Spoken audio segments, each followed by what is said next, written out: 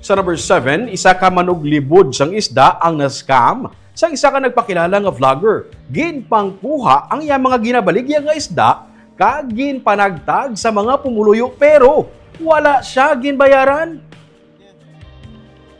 Daw hindi kapati ang manuglibod sang isda nga kapinsa 10,000 pesos nga balor sang isda kag cash ang nadula sa iya matapos mabiktima sa ginaligar scammer nga nagpakilala nga isa ka vlogger sa barangay Bugang, Banwasan Tuboso, Huwebes nga adlaw. Ginsiling sa manugbaligya nga gin-interview siya sang vlogger.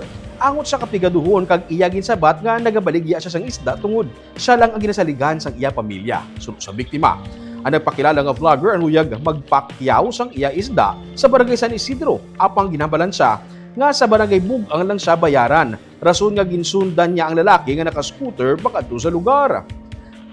Sang sila ang yara na sa crossing Menterio, barangay Magtikol, ginpanghatag sang lalaki ang mga isda sa mga tao nga ila ginalabyan. Ginpunggan siya sang manugbaligya isda apang nagsiling ang lalaki nga bayaran niya ini. 7,500 pesos ang balor sa mga isda nga ginpanghatag sa mga tao sang nasambit nga lalaki. Naghambal ang lalaki nga wala siya sang sensilyo kag nagatanyag man ang tindero nga mayara sang 2,850 pesos nga benta. Sunod sa lalaki, ara sa iya salakyan ang wallet niya kag kuhaon niya lang ang benta agud bilog nga 3,000 pesos ang ibalik niya sa manug isda. Naglakat ang lalaki sa bangga kag ginsundan sang tindero agud lantawon kundi ang salakyan. Apang ang inakitaan ang pagpalagyo sang lalaki sakay sa motor. Wala man ini galayon makatawag sang pulis bangod. Wala man siya sang cellphone. Nagpa-blatter na lamang ang manugbaligya sang isda. Subagi ko kila to no. Wa karon pagi ko kita to itsura, ora magdatuon.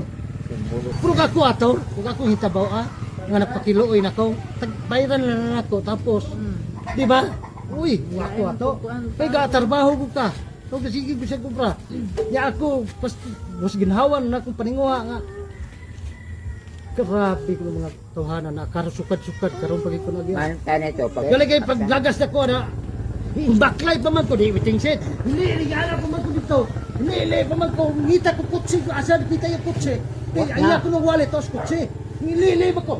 Di ba one way na diha? O hamay kotse, sukyap, upat, sukat. Agay. Ikalit na ka na uwid sa likuan. Asakay ko na ibalik. Lagas yung bayo. Pisi, para man po ni pa nagkanon. Asa man niya kayo?